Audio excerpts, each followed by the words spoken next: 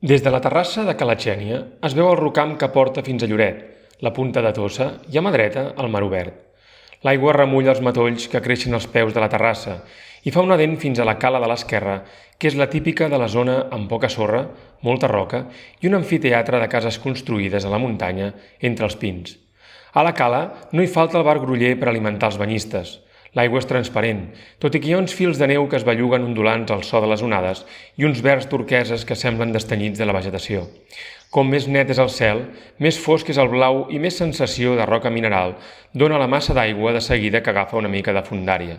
Com més mineral és l'aparença del mar, més bonica és l'escuma blanca que brolla quan les embarcacions el tallen amb la quilla.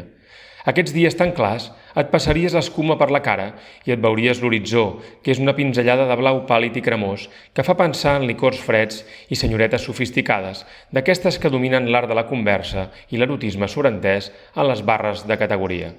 Quan fa núvol, el mar agafa un color oliós desagradable.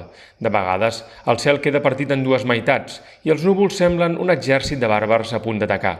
D'altres, els núvols fan un sostre prim i trencadís, com de galeta d'arròs amb llet, o es reparteixen en l'espai, com un estol de naus extraterrestres. Si el dia es posa trist, els núvols semblen ulls de cec plens de llàgrimes. Mentre no plou, hi ha gavines. Algunes planegen i sembla que portin un motoret.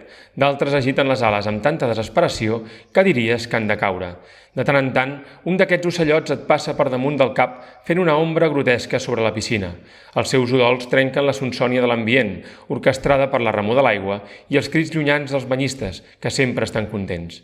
A mesura que la tarda avança, el rocam agafa un color de terra batuda, l'aigua s'electritza i es tenyeix d'un vermell vinós que sembla emergit de les profunditats del mar.